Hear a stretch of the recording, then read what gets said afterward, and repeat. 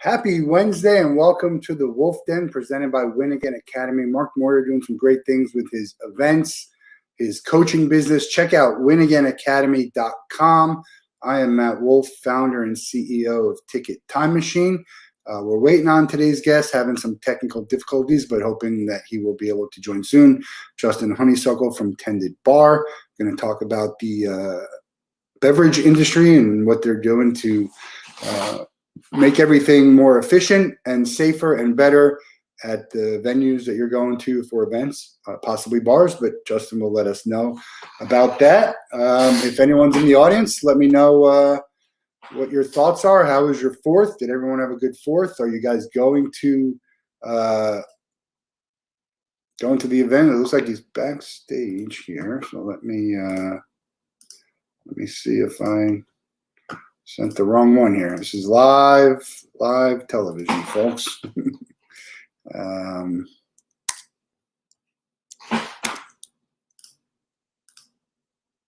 Okay, that should be it. So we're going to have Justin on in just a few minutes. If you're listening or watching, do you have any questions for me, for Justin?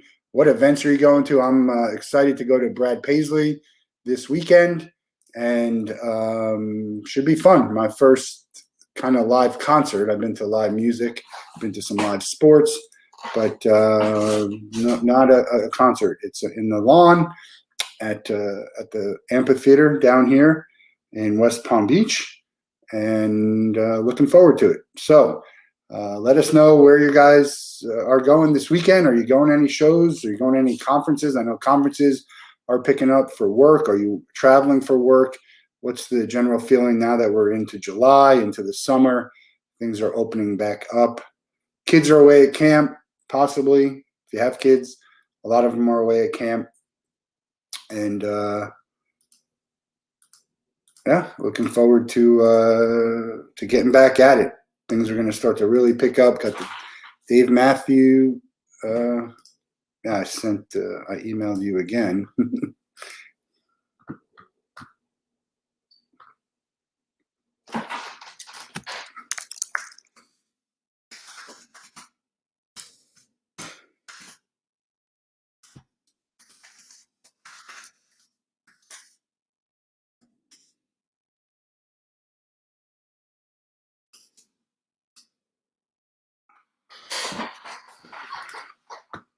So,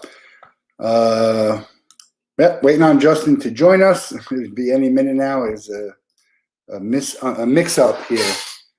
Why is it not going?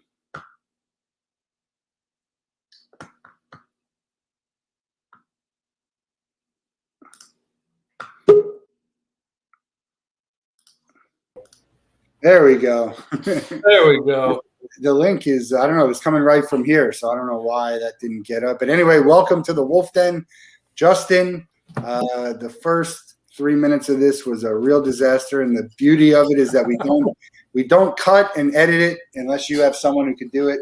But that is not a problem because you're here now, and we're happy to have you. But for anyone who doesn't know who you are, I gave a little bit of an intro, but tell us who you are and what you do.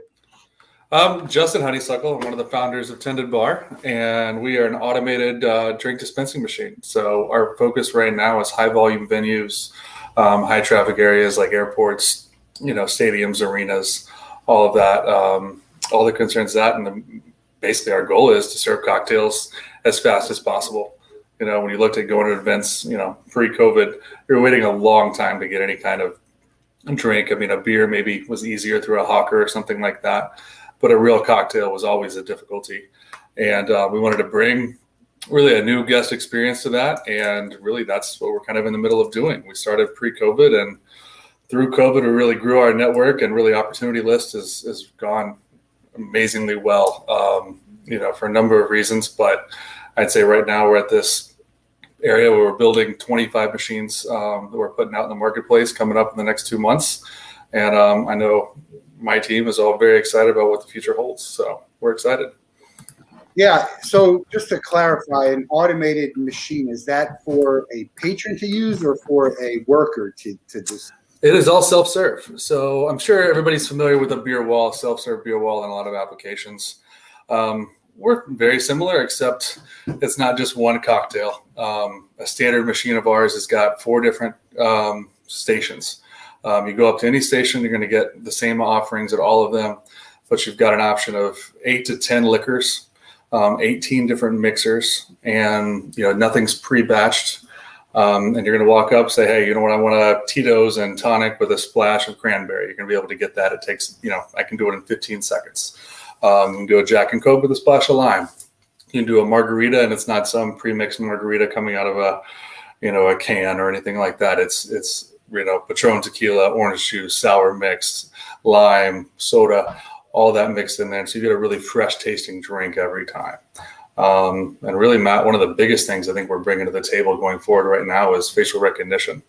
So instead of it being like a one-time transaction in these events, you're actually starting a bar tab at the beginning.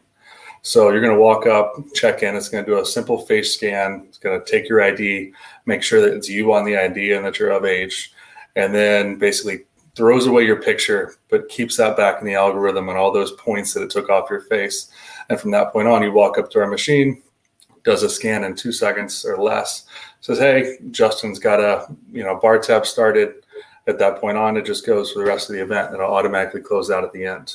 So it speeds up that transaction time tremendously. It sounds awesome. That's the first thing I'll say. Certainly there's going to be some bugs to kick out. And we don't know, you never know what that's going to look like. But they have some stuff at like Wine Walls. If I give a credit card and I want my friends to get me the next drink, how does that work? If it's my no, your friends. It depends on the venue. Like we don't have a liquor license. We work in addition with the venues or with wherever we're at. So they're going to hold the liquor license. Whatever their rules are their rules. Now at our existing venue, like right now, we're about to launch at the Jacksonville Jaguars Stadium this fall. And with the Jaguars, it's 2 drinks per person per 15 minutes, which I think is NFL policy, if I'm not mistaken. And at that point, I can get 2 drinks. So if it is for me and somebody else, that's fine. I could bring it back to my seat, get another cocktail. If it happened to be me and you and 3 buddies and we wanted to put all in my tab, we will have an attendant there. There's overrides in place to say, hey, you know what, I'm going to put it on my corporate card. So there's things that there's got to be play-ins around that. But the control factor of being able to limit people per time period, no matter what bar they go to. So they're not just hopping to another bar and getting a drink in 10 minutes if they had already bought 2. God bless you. Thank you. And, so it actually gives the venue a lot more security and control over, kind of controlling that consumption to an extent. And then they can put a limit too, saying, hey, I want to limit you to 7 drinks tonight before you got to do a sobriety check. Things like that they go reactivate your card after that. So there's actually a lot more back-end security than there is in a normal bar, for instance. Yeah, I see this as being like a really good, there's a lot of great features from the venue side of it. Currently it's aimed to help the fans who are wanting the drinks. Did you start it from a fan's perspective or from the venue's perspective? Obviously you want to do it as good as you can for both, but how did it start? Where did this idea come from? Well, it actually came from my brother. My brother's an automation engineer, and he went to Purdue University. He had basically a concept saying, hey, I wanted to build an automated bar for his frat house, as simple as that sounds. Now, of the 2 of us, I was probably more of the drinker, traditionally speaking, than him. And, I never really, especially 7-8 years ago when this concept started, thought you're going to go replace, Joe the bartender at the local pub down the street. I just didn't see that really happening. But we thought, where are those places where the bartender is not as critical, and having that one-on-one customer experience. But I just wanted to get a drink. I want to get it fast and move on. And that's where the high volume environment kind of came into play. So, you're not there to have pour your heart out to Cindy behind the bar or Joe behind the bar. You're there to watch the game, watch the concert, be at the festival you're there to experience. So we just wanted to enhance that. And so that's really where we focused on for the last several years is how do we make that process as dynamic and bulletproof as possible. So it kind of blended maybe my creative side and then Jay's automation side, which is on the engineering side, really robust. And we knew we needed to make it to that level because, if we go down during halftime at an NFL game, they've got 10 games a year. You can't take away 10% of their revenue just because we have faulty machinery. Right. Which in turn made our machine cost a whole hell of a lot more. Right. So it was a tough crowd to really win over in the industry, to really, spend that kind of money. And that's why we changed our model up from being a for sale model to being more of a hardware as a service model. So we go in and, operate off lease bases or revenue shares and things like that to really, have to be a win-win for, the concessionaire, the venue, and the consumer all at the same time. And, our goal is really long-term, just to be that service that, enhances all that. Not to say that we're, getting rid of every bartender in a stadium, because we're not. But there's those peak times, those high traffic areas to where I don't care who you are, the bartender isn't going to be able to keep up. You can't keep processing payments fast enough. And it's not necessarily they couldn't just pour drinks fast enough in a free pour situation. But even in those situations, if you think about weddings you've been to, how long does it take to get a drink at a wedding bar? I mean, you're not even paying in that situation. Our last event that was large was UFC 261 in Jacksonville. And we had periods where we're averaging, 10 drinks a minute for 20 minutes straight, in the high peak times. And that's just, those kind of numbers are really what we're there for, and, just the opportunity. So yeah, it's not going to replace the bartenders, because you can't have enough machines around the whole thing. So some people are good. I guess that's debatable. Some part of me says we could, but you could. Well, you can. Will you? Is there someone going to buy enough of those machines? For sure. There's a time, there's a figure out, hey, if we have more of these machines, how many more drinks are we actually? There's a law of diminishing returns to an extent, for sure. So, but with labor today, it kind of makes a no-brainer too. I mean, you're in Florida. You've seen how poor our labor pool has been as of late, especially coming out of COVID. I mean, going to restaurants, things these days, every single one has a now hiring sign. Every single one, you could walk in tomorrow. I mean, I was actually talking with a Jack Daniel's rep the other day, and she's like, she's got restaurants that are offering 401ks for servers right now. $1,000 hire on bonuses for line cooks, starting at $20 an hour, which sounds great to the consumer, but they're still not filling that void. They're still not even getting those people in there. And then as you as a patron going in there, your service is, by somebody who's never served before, or just started last week, or your food's being cooked by somebody who's never cooked before. So all those things are, when you've got the Jaguars locally put a thing out the other day, there's 1,000 positions to fill for a game day experience. That's a lot of people to fill for those games, and it's a tough thing to do. Yeah, one month away, 30 days, something like that for pre-season. 1 month and 7 days. 1 month and 7 days. That's when your machines will debut. Yes, August 14th there, and actually before that, we're going to be bringing some machines up to Detroit at Comerica Park and Tiger Stadium. And we're actually starting off there with the Guns N' Roses concert, followed on August 8th, and then the Green Day Weezer concert on August 10th. So mad I'm going to miss that. I had tickets last year. It got canceled now. I don't have any dates I can attend that are accessible for me. It's going to be a great show. But this is just liquor, right? Liquor and wine, and we can do beer as well. Beer is kind of a love-hate relationship in our world. So we can do grab and go really easily, simplistically, putting a 48-inch walk-up cooler. It's controlled access, things like that, and almost like a self-checkout. We've done beer in the machine as well. The problem we have with beer is people don't know how to pour beer. They might always drink beer. Some of them have never poured a beer out of a tap before. And the education on that part is sometimes not worth it. That's something that you've got the hawkers walking around a stadium, just handing out beers and tall boys and things like that, which, is a lot easier and, less constrained than we've got to be in our situation, where we've got to deal with obviously keeping that beer cold. Beer takes up a lot more space, just with refrigeration and obviously how big a keg is. So it's one of those things. In certain instances, it makes a lot of sense for us. And other ones, it's like, hey, you know what? Let us focus on what we came in to do with liquor and cocktails, which is really what there's not a lot of people out there doing right now, and be the best at that and have beer as an add-on if needed. Yeah.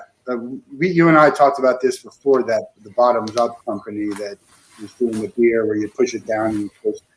But I don't think I see that very often. Do you know why is that? I mean, it's a great concept. It works very well. As far as what I know about them in my world, it's just, once again, it's beer. You've got a lot of ins and outs on that. And they've got a cup that's, an expensive cup, and you've got to cover that cost. Thing like us, we started off with RFID wristbands. Those RFID wristbands were great, very efficient. They worked really well, but they're expensive. I mean, anywhere from 50 cents a pop, and when you're adding that to a cost and operationally, when, every penny counts in these stadiums, the concessionaire is, paying a large amount to the venues, to the teams and things like that in their contract. So those margins come down really quick, and you take away 50 cents for every cup, every drink in that situation. It's hard to do. And I think that's probably what they ran into, because we ran into the same thing. Yeah, I don't think anyone's going to cry for the beverages with the $18 cocktails, but I do get your point. But that actually brings me to my next question: is cocktails are extremely expensive at events. Beers are too. What's the breakdown between the beer drinkers and the liquor and wine drinkers at this? I mean, I'd say most places, that we've run into are beer centric. Concerts are a lot more wet on the cocktail side. Sporting events are definitely beer focused. Now, I can also say, though, like our first arena in Jacksonville we went into a spot in their main food court that was 75% beer before we got there, and had, about 6 bartenders in those locations. We went in with our full system it had full beer functionality. It had 4 beers on tap. It's 6 different screens, plus cocktails on four screens in addition to the beer. We quickly went to 70% cocktails on that flip, which in a margin perspective, is a lot better for the venue if you're selling a $22 double or a $20 double compared to, a $9 beer. Yeah, I mean, they're both incredible, the margins on either one of them. But I think it could play to your advantage for places to not be as big in the cocktails as beer, because you can get in. You're not worrying as much. I mean, if there's 50 people wanting beers or 100 people wanting beers, but you only have like 10 or 15 wanting cocktails, you can service that a lot more quicker. You can. Our numbers, like I said, I think our one main bar there holds about 35 people in line. We clear that line in 5 minutes. And that process is something, you have to really see it to believe it, to really watch that thing go. UFC, we had 15,259 people in that arena, and we never really had a line. Our line was never stagnant. It was always moving, going through anybody who was there. And that's really what we're bringing to Jacksonville, to the Jags, is we've got several areas. We've got, multiple screens. Like, we're taking over the pool deck on top of the north end zone. It's got, we're going to put 16 screens up there. So right there, obviously, what Jacksonville hasn't been known for football lately, but we've been known for a pretty badass stadium on that side with the pools and that thing. So it's a real lively crowd, really engaging crowd in that standpoint. And we lucked out by getting the number 1 pick and all those things this year. So I think this year should be second to none on that. But that's an area where, traditionally speaking, I would drink a cocktail at a game over a beer. But if I know I can go get a beer in 2 minutes, I'm going to get a beer every time. And I think that's really where we'll see that generational shift. And I think, you can probably see it in the seltzer market. It's convenience that the seltzers are there and doing so well. But anybody I know who drinks vodka would rather have a vodka soda over a seltzer any day of the week. And it's just, it's a lot easier to go to seltzer right now. So if we can ease that process in, I think you'll see that shift as well. Yeah, I like it all. So it's hard to, it depends on where I'm at and, the cost and all of that. But yeah, can you explain the process a little bit more? We will post a video on here afterwards so people can see it. But when you talk about 16 screens, they're spread out enough so 16 people can be across. Totally. So yeah, there's 4 screens per bar. In this instance, we'll have 2 bars lined up on both sides. So you'll go through the check-in process once, and then you basically have a fast pass to get in from that point on. You'll walk through the queue. You'll fill a cup, fill it with ice, however much you want. Go through, and if you imagine like Walt Disney World, where you're lining up to go on a roller coaster, and you've got every line going in front of that. So you'll pick your line, obviously the one that's the shortest in front of you, and you'll go to screen 1, 2, 3, 4, etc. And then just go through. As soon as it's available, you go through and exit. That's that process. As far as, internally, you'll get a receipt by email or text, whatever you decide. At that point, you'll also have the option to say, hey, you know what, keep my ID on file. And we're not keeping any information. We're just keeping really a simple checks and balances, yes or no. Once I scan that face and I get those points and I say, hey, that's Matt. Is Matt 21? Yes or no? Yes. And that's all we're keeping. We don't really have your face. All we have is it converts everything into a number, and that goes into an algorithm. So there's no really privacy worries or anything like that. And all we're doing is saying, hey, that person's 21. The next time you come up, whether it's in Jacksonville, whether it's in Palm Beach, if we were down there, Orlando, you would walk up to the machine, it scans your face. Hey, Matt's already been identified as 21. Please put in your credit card and start your bar tab. And it's pretty seamless as far as that goes. And that's really what we needed to have on our side. You're not exactly having intoxicated people to an extent use the machines. We need to make it simplistic for them to understand and really inviting. And that's, I think, what we focused on internally, pretty hardcore. Is this cashless? If I pay with cash almost every time. Well, you won't be able to do that very often. Almost every venue we're talking to is switched over to cashless already, or they're going to in the next year or two.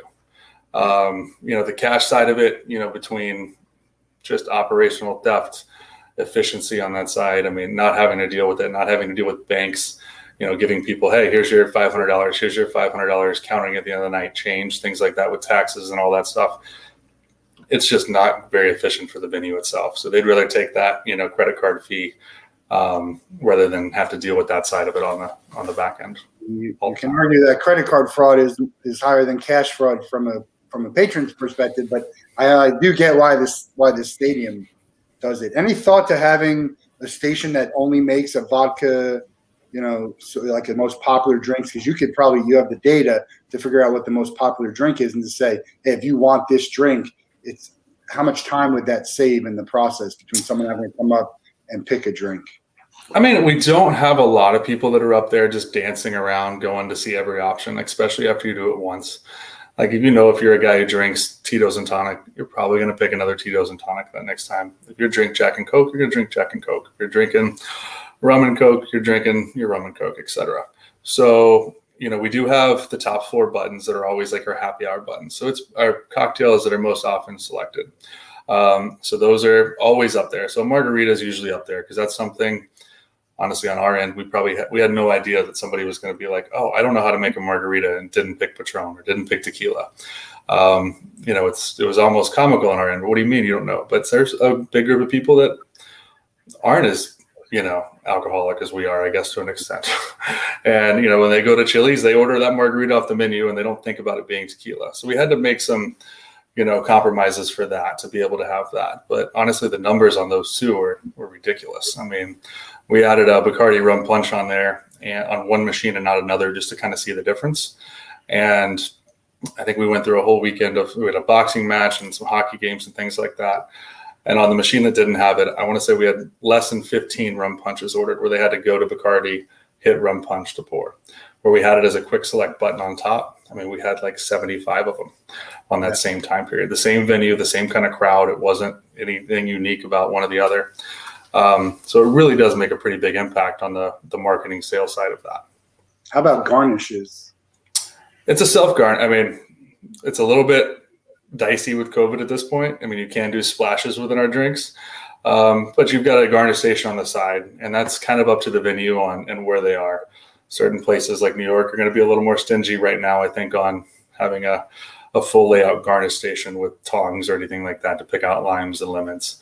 But some people I know are going to the little ramekins, and you've got individual limes and things like that you could just grab. But that's normally it would just be a garnish station to the right, just like you leave the hot dog stand and go get your ketchup and relish and onions, etc. Can you put Bloody Marys in there? We can. Okay. Is there a limit to any alcohol that you can put? With the machines, is there something you can't put in there? Not really at this point, honestly. We do kegged wine. There's no reason we couldn't do champagne as well.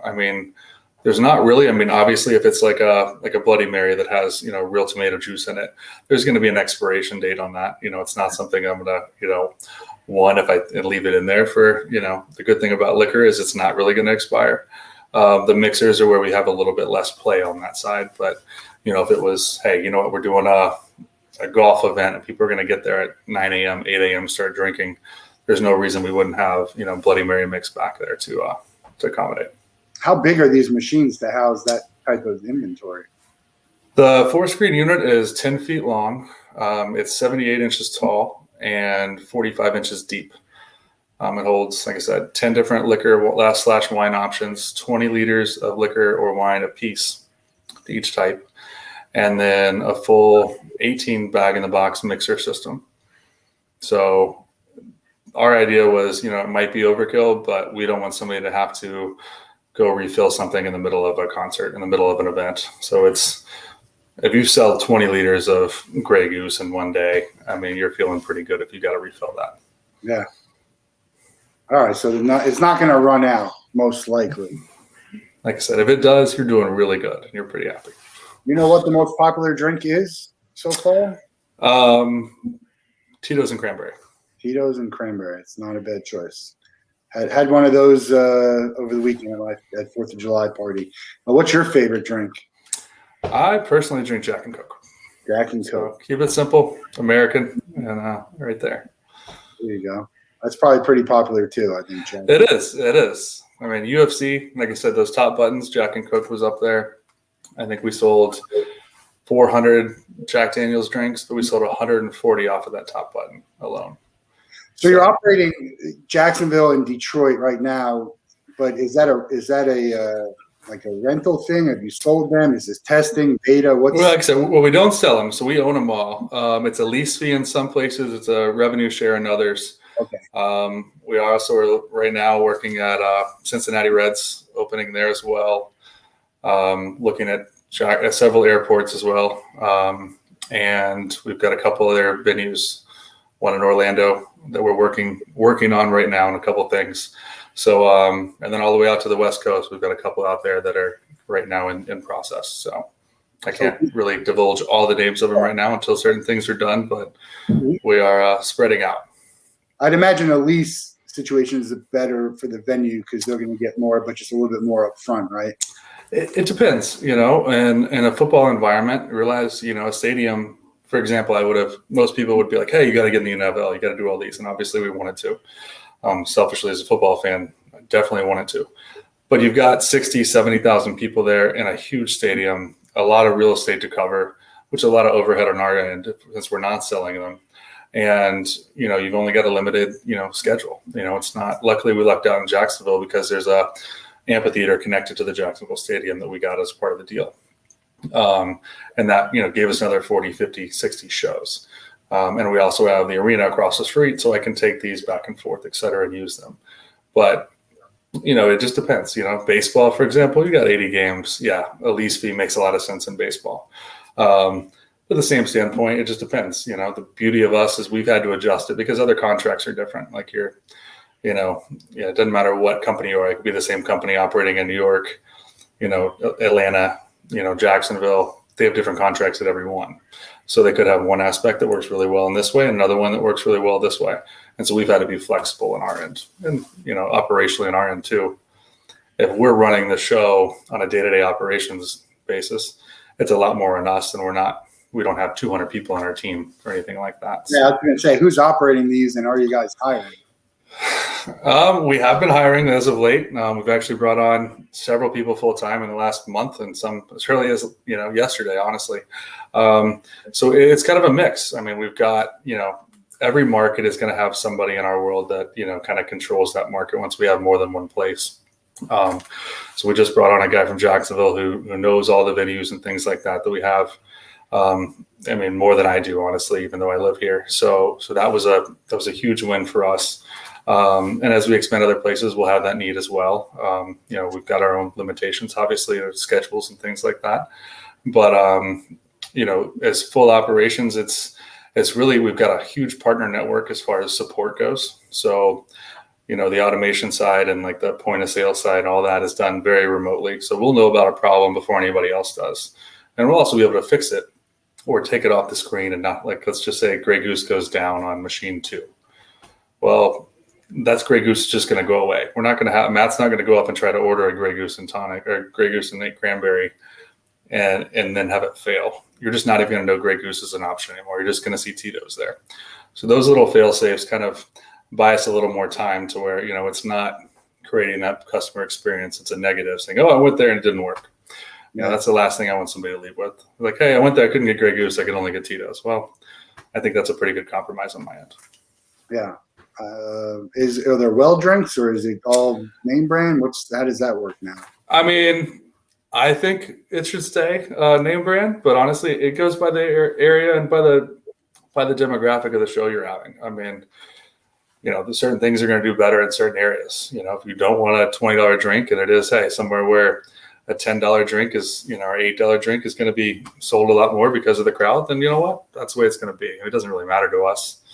But, we're trying to provide a premium experience. And if you're going through that process and stuff like that, I personally would prefer you to have a premium drink. But that's, honestly, on our end, it makes no difference. I agree with that. I mean, a lot of it's going to depend on the price, but people don't know if you ask for a vodka, they're going to give you the well vodka, except some places their well vodka is, Sky or whatever. It's a better vodka. Yes. And then other people don't realize, hey, you're really basically going to pay the same whether you ask for a vodka or if you ask for your specific vodka. So you might as well, pick something you like. Exactly. I one time this was a real pet peeve of mine. I asked for a specific vodka. I don't remember what it was. And the bartender goes back and pours me something else to say we didn't have it. And I was like, well, you're supposed to ask me what I have. Is this okay? It's almost like asking someone for if they want a Coke and you say, is Pepsi okay? You don't just serve. Exactly. You don't just serve them Pepsi because that Coke guy is going to be pissed. Yeah. I mean, there's some really great bartenders out there. And then there's some people who probably shouldn't be behind the bar. And this is in the many years I've been going to a bar. And then there are other people who want to sit at a bar and kind of have that chat, not necessarily at a game or anything, but maybe in the premium areas. Well, in that experience, I mean, I do see that as an area that we're expanding to too. I mean, it's not one that we would take away that bartender. It'd be like, hey, you're going to Chili's and that bartender is still there servicing that bar area. But in the back of the house, you could put this right next to the soda machine to where my waiter or waitress can go, get an iced tea, ice water, and a Jack and Coke at the same place and bring it back at the same time. I'm much more likely to order a second drink. And you've got, one bartender, maybe a service bar, and 17, people in your wait staff outside of that trying to call on that one person. On a Friday night at 7:00, you're not going to get the efficiency you need in that environment. And it'll just take the load off there, let it focus on your guests and let everybody focus on their guests and provide that premium experience that you're looking for. I talked to someone last year. It was a really good product. I don't have a need for it just because of the nature of my business, but I'm gonna share that information with you afterwards. I think it could really help your business. It's regarding like ROI, and so for the venues, it's very clear. Hey, from a pour standpoint, you can get it down to, hey, we're putting an ounce and a half, right in the drink, right, and you can figure out how many people are doing. It's kind of like the Roadhouse movie with Patrick Swayze when they were. There's no more steam from the top of a drink, and bartenders giving free drinks, which is I don't think it's the end of the world. I mean, I think you start giving people some free drinks, they spend more, they come back more, they're going to want to come back, unless they're just never paying. Well, and there's an aspect to that that's very true, but there's another one that says, hey, you know what? I'm the one who paid for that liquor. You're stealing from me. That was $26. That was $20 that I didn't get that I hired you to do. And I can't say that you're charging me $22 for the drink. You're robbing me. Well, like I said, I don't make the prices. I know we're just giving to you fast. So. I'm not going to get you to bash the price. I get it, but no, they're going to save a lot of money because they can really figure out every ounce is accounted for. What are we drinking? Right? I'm not buying 10 bottles of XYZ liquor if it's not going to sell. You'll have it there. You're not going to stock up on it. If you're selling all this Grey Goose, and we're giving Grey Goose and Tito should probably sponsor the Wolff Den now that we've mentioned them like 3 times or not. We'll definitely. When we share this, we'll tag them just to let them know we're thinking about them. And Jack too. Don't forget about Jack. But yeah, it's going to save them a lot of money, time, streamline data. How you use the data is always really the most important thing. Data is great, but if you're not using it correctly, it's not really going to matter much. And in some ways you can fudge numbers and there's some funny math involved, but I think, from an accounting standpoint and inventory, this is going to be something that's really going to be helpful for venues. Well, like we talked about with the Green Day concert, that tour just started off. You don't know what you're going to get at the beginning of it. But the stadiums definitely talk, especially when it's the same concessionaire at multiples along that shop. You're like, hey, you know what? We sold out of XYZ here. We didn't buy enough of this, but I had a boatload of this left over. It's going to help you stage what you're buying for the next event, which I think is going to help tremendously in that process, and especially when you streamline that data across multiple venues, multiple time periods and things like that. Because concerts are probably your biggest variable. We had some concerts over the last year or before COVID that I would have thought, hey, it's a sold out show. We're going to do this. But like I remember Ariana Grande came through, sold out show to the max. I didn't realize it was going to be sold out to 12-year-olds. They didn't buy a lot. There weren't a lot of parents in there getting all liquored up with the, 4 girls that they brought to watch Ariana Grande. So, but all I saw was, hey, we got 14,000 people in the arena. It's going to be a great weekend. And I was like, wow, that was not a great weekend. But those are things that we've learned, and we know we're going to have more access to, and even in drinks, like the liquor companies we've talked to of the world, and they don't know. They know they drink Absolute vodka. They're drinking Malibu. They know you're drinking Tito's. What are they mixing it with? I mean, they have an idea, kind of. But is everybody drinking, vodka soda with cranberry now? Is everybody drinking vodka soda with pineapple now? I mean, what are those trends, and where can you, direct your other traffic and your targeting to, and what age, things like that. I'd be terrible for these things. I can go and order 5 different drinks, and I'm in a place. I'm all over. It depends on what I'm in the mood for. Sometimes it depends if I'm driving or not. I'm going to probably drink beer if I'm driving, so I won't drink a ton of them, and it won't really affect me, so I don't have to worry about it.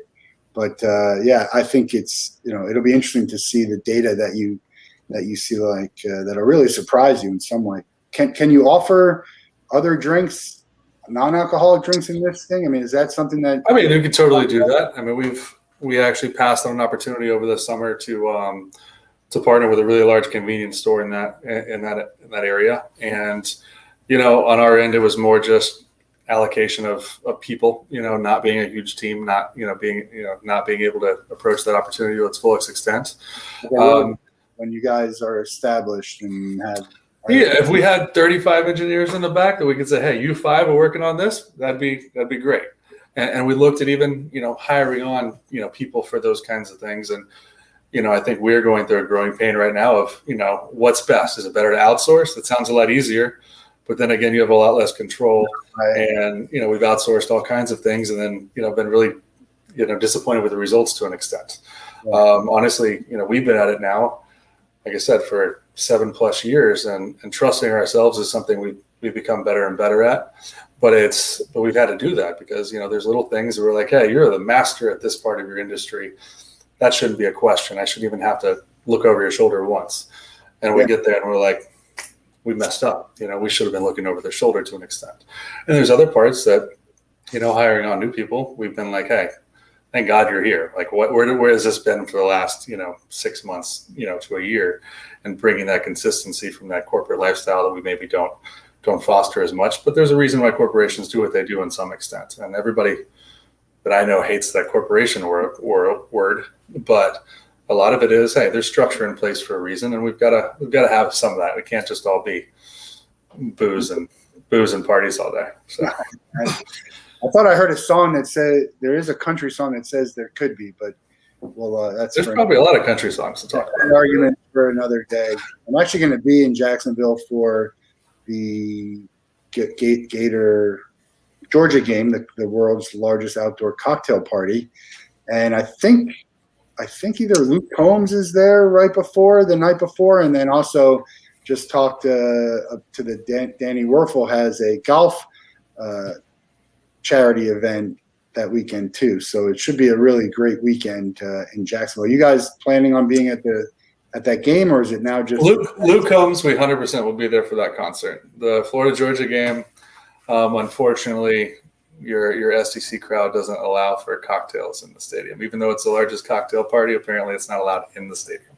Is that right? It is. So do they sell beer there? I think they can sell beer, but they don't sell cocktails. So we'll have to keep the bars in the back of the house for that game. I'm a tailgater, so I basically drink everything I'm going to drink before the game, and so I don't have to buy drinks. Well, we are talking about doing tailgates and things like that with the bars. Tailgates could be a good thing because there's some companies that I'll send you some information on stuff that I think might be. I got some people that you should talk to that I think could help. Awesome. Real good. Could be a good partnership opportunity for you.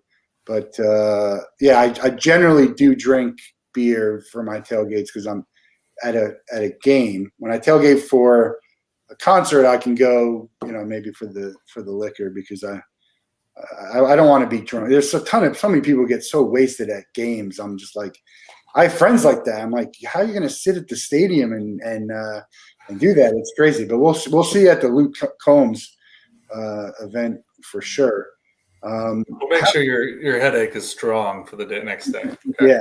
Yeah, it's gonna be a great weekend. A lot of Jacksonville's great. I love going. I don't go very often, maybe once a year for this event, but they've really built it up entertainment wise. They got a lot of good stuff that comes through. And food wise, I forget the barbecue place we ate at, but it was delicious. We're gonna go again. Something pig. Bearded Pig? Yeah, there it is. See, everyone, a Bearded Pig. Yeah, Bearded Pig's a good place. It's a good spot. They got some good beers too. I'm a craft beer guy, so I don't drink. Also, they don't. Although Jacksonville does have that. I did go to the Jags game last year, and they do have that area that has some pretty good options. We do. We've got a good set of breweries, honestly, because when I do drink beer, I'm a hardcore IPA guy on that stuff and a big hoppy beer. So we've got some really good ones on that note. And we've talked to the stadium about bringing in beer because they'd like to bring in draft beer. This year, honestly, we got everything settled up pretty close to the season now being only a month away. And we're honestly just finalized kind of details wise, but talked about next year having more of a craft draft beer wall, something like that, incorporate with our system so you could add that in there. And really what they're doing downtown by the stadium, Sean Kahn's brought a whole bunch of positive things to us. And right now working on a huge development that they're hopefully getting approved right now with the city that should truly transform it. And I kind of, I did a lot of stuff in Baltimore the last few years. And I don't know if you've been to Baltimore, their downtown. It used to be, very run down and things like that. But their whole harbor totally gentrified it and redid it. And it's an amazing place now to go and experience. And I think that's, we're downtown on one of the largest rivers in the country. There's no reason it shouldn't be utilized in a lot better than it is. And there's a lot of places like that, even Detroit, where they're all right there. The stadiums are right there, and Philly, this stuff is all right. I love it. They're all right there, and it's a great atmosphere for events. What was your background? I know you said you went to school. I did. I went to Florida State. So I didn't really go to your Florida Georgia games too much. But no, my background's interior design and architecture. That's what I went to school for. So I before this, I did custom interiors, both commercially as residentially, and then went on to working for more of a private equity fund that had real estate up and down the East Coast. And so that's kind of my background. And I've Jay and I's kind of thing has always been he makes it work and I make it look good. Yeah, that's the combination we kind of brought together. How important is making it look good and appealing as opposed to operational? Because I don't think it's that important, not for the fan. Well, you say that, but you look at Apple, for example.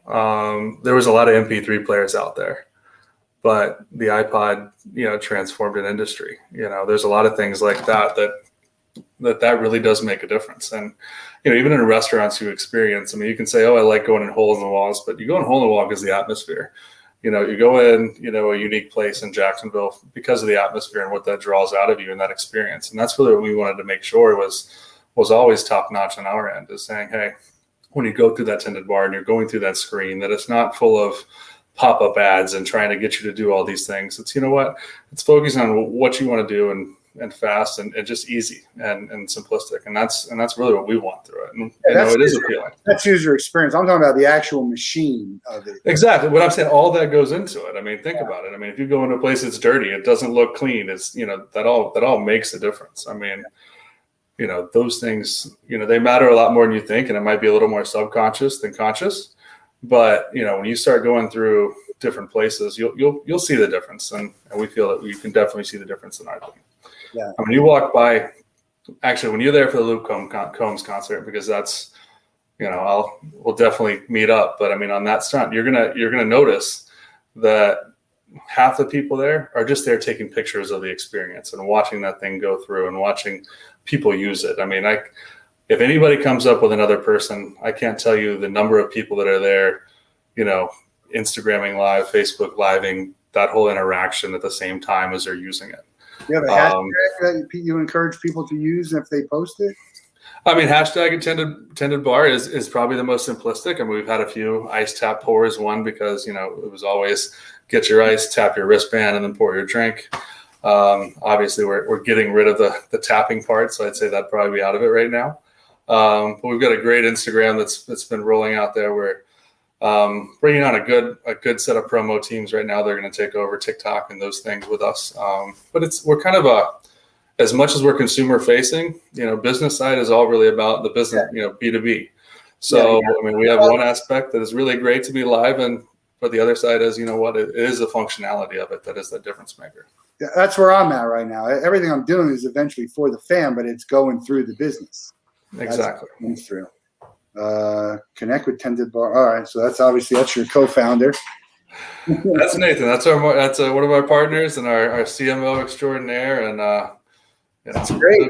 Love it. They shared the thing. I sometimes I forget that when I schedule it, it doesn't actually tag you, so I got to go back in and tag you in the company. I did that. You guys shared it a little bit, which is great. We'll put some more information. We'll put a video of it on social media when we go ahead. And I'll have Nathan send you over a link to our newest video that kind of has a highlight reel from UFC and showing that flow and all that stuff. You guys can post it too. Post wherever you want. Tag there. We'll send you the video of this. You grew up in Jacksonville? No. I guess I can say I grew up in Sarasota, Florida. So that was kind of where I call my home base. I was actually born in Little Rock, Arkansas. Moved around a lot through that process, but landed in Sarasota from about 6th grade on, and then went to Florida State. Okay, but you've been a Jags fan for a long time. I have. I mean, since I got here, I've been a Jags fan. I've been here for going on 12 years now. So I can say I grew up a Cowboys fan, and adjusted to the hometown team at that point. I don't like to use the word hate, so I'll say I dislike the Cowboys about as much as I dislike any team in sports. Jacksonville, I kind of have been rooting for. They're not my team, but I don't like I like what they're doing. I love Lawrence and Etienne. I think they're going to be great. I think it's going to be an exciting year for them, and we'll see what happens. Obviously, they got to win. People aren't going to care if they're not winning. They do have to win, especially in Jacksonville. But I think they'll have a little bit of a leash. So how exciting! How there's a sense of pride that you're involved in that as it being your team. I know I did a ticket for the University of Florida, which is my thing for their new ballpark, and we're still trying to go through some stuff. But it's really a good feeling to know that you're contributing to that team and to the experience. Yeah, I mean, honestly, going in there for the last, we actually did our first event at the Jaguar Stadium was 6 years ago. We did Country Superfest, which was over the summer, a 3-day country music festival. And at that point, we had a trailer that was a demo trailer that we got there and actually did really well. Thank God we didn't get the contract then because we sure as hell weren't ready. Yeah. But but really, I think when I've had connections in the stadium and people working there and all those things, and we started this process, getting this contract most recently. Urban was there, Trevor was getting drafted, and really, it was the biggest thing I heard was just the culture is just different. He goes, everybody's in their mindset is different going into this year. So I think hearing that, seeing it firsthand. It has me excited. I look at the roster and we might have won one game last year, but playmaker side, we've got some pretty big deals on that side. If our offensive line can let Trevor stand up, that's a big deal. But they have been building that side, and we've got some really solid core on that end. And then defense wise, they went strong on the DB side for free agency, and even additionally in the draft for the last 2 years. So I think they've got a chance. Honestly, Houston's going to be a mess. Hopefully Carson Wentz is still Carson Wentz, next year. And then we just got to deal with the Titans, which, so we'll see. And being that my brother and our other lead engineer, Jimmy Puckett, are in, Tennessee, we got a nice little Titans-Jags rivalry on that going. And I think it'll be good. I have a great salesperson in the Tennessee area that it would be perfect for this. We'll see. You'll be at the games. Is that part of? Are you going to be operating? Are you? I've got a guy here as our key operations guy for the stadiums themselves. Yes, I will most likely end up being at almost all of them, unless we've got something else somewhere else. In the contract, I get like 2 tickets to the games that I give. Is that something that goes? In our contract, I wish they'd say they were free, but there's still a promotional fee and things like that we pay. So those are very expensive tickets. Even though they might not be on the face value. Overall, they're really expensive tickets. Yeah. Only 8 games, I guess 9 or 9. 9 with the preseason. Yeah, we have one preseason game versus the Browns on the 14th. And then because we have the Dolphins, we're playing in London this year. Yeah. So who's your team, by the way? You didn't mention that. I grew up a Broncos fan. I'm a collectible, so I'm going to ask you this question. But I just picked this up. By the way, I love walking away from my chair in the middle of an interview with nothing in here. It's people, you never know what's going on. I picked up a nice Broncos mini helmet, old school Broncos mini helmet. Nice. At their auction when I was in New Jersey. So our first game's versus the Broncos on the 19th. So is it? Yeah, the first regular season game. September 19th. Mm-hmm. Yeah, I'll be at the Gator Bama game on Saturday. I wonder if hour and a half away. I'm going to show you. I'm going to show you one more thing, and then I want to hear about what your favorite thing is. So there's an artist. His name is Joe Conti, and I had him create a Mount Rushmore for me. And this is why I always ask about Mount Rushmore. And this was my Mount Rushmore that I had him make me, and it's John Elway is my favorite football player of all time. So that's my Mount Rushmore. Joe Conti is the artist. He does great work if anyone else is interested in having something done. And so now the 2 questions I'll ask you from my show and tell is, what's your favorite piece of memorabilia that you would, if you had to get rid of everything else, what would you keep? And who's on your Mount Rushmore? Your 4 favorite athletes. Favorite piece of memorabilia? I guess I got to say it's the one I was most involved in. When I was in 5th grade, I actually lived in Orlando, and we lived in Windermere. And we were playing basketball down at the public basketball court. And Shaq rode his bike down and just started playing a pickup game with us. And let us all ride our bikes home and get us something to autograph. So I have Shaq's, first ever classic rookie card autographed by Shaq that I got in person in 5th grade. Wow. So that's probably the one I'd keep above all else. I do have PSA. Excuse me? Did you send it to PSA? No. Wasn't too worried about that. Honestly, it's not something I'd probably ever sell. Yeah. Outside of that, I've got a seat that a good buddy of mine gave me, and it was a seat from the Orange Bowl from when Florida State won in '93, and it's signed by Bobby Mountain, certified and everything like that. That is pretty awesome. As far as my personal Mount Rushmore, I guess it's not going to sound very original, but I was, I guess, a kid of the early '90s. So Michael Jordan was by far and away my hero growing up. Being that I traveled, I just kind of kept doing the same autobiography on every book report on Michael Jordan to the point where I just made up books and, I got away with it, I guess. But so it'd have to be Jordan. It'd have to be Shaq, just growing up and then in Orlando at that time when Shaq was there. And, he just keeps being about the most dynamic figure in sports. And I mean, how do you not like Shaq in that aspect? And then I guess it probably translates to the football. And, Troy Aikman was far and away my favorite on that route.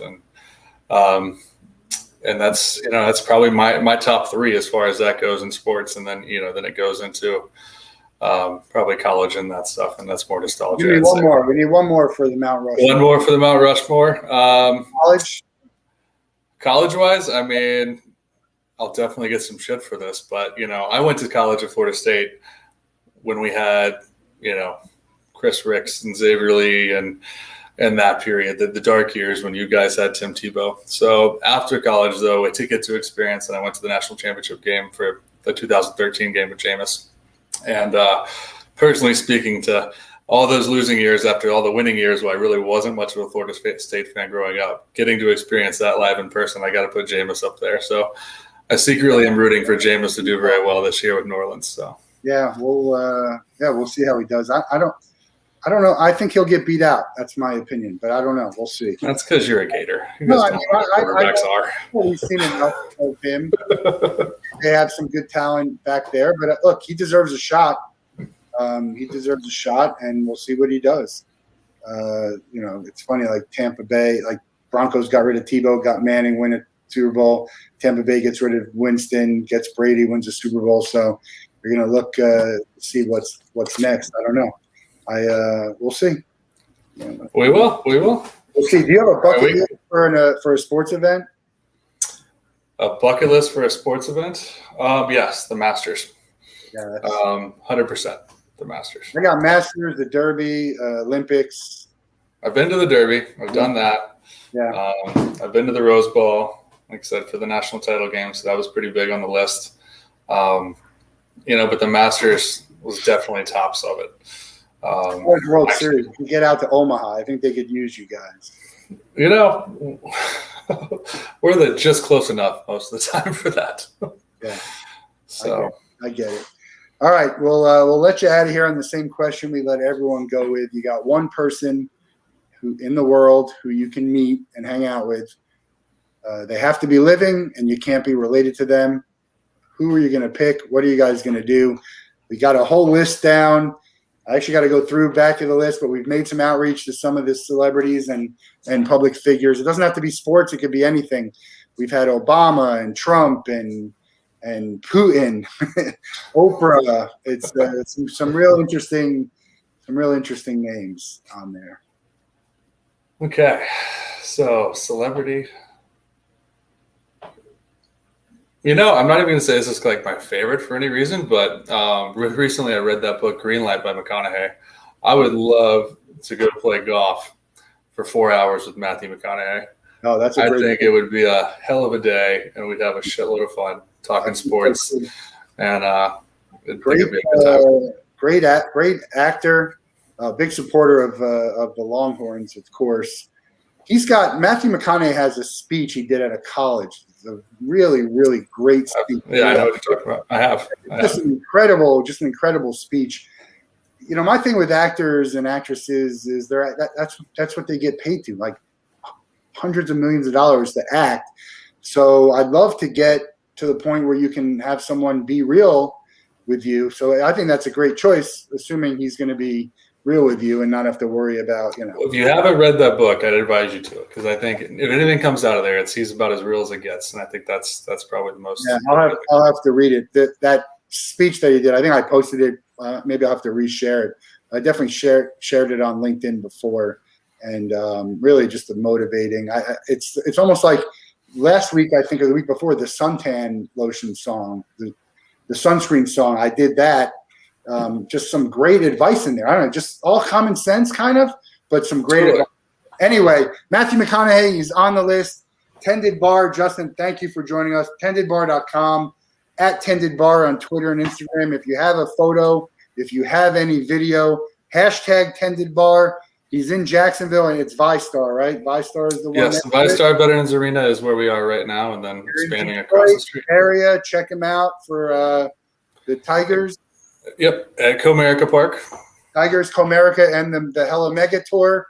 Any last words? Any other thing that people? No, thanks for your time today. I really appreciate it, and it was great meeting you again. Sorry about the thank thing you. at the beginning. No, it's all right. It's all right. I'll see you at Luke Combs, but I'm going to send you some stuff. We'll talk before then. Sounds great, Matt. All right. right. Appreciate it, man. Tomorrow for another episode of the Wolff Den. Thanks, man.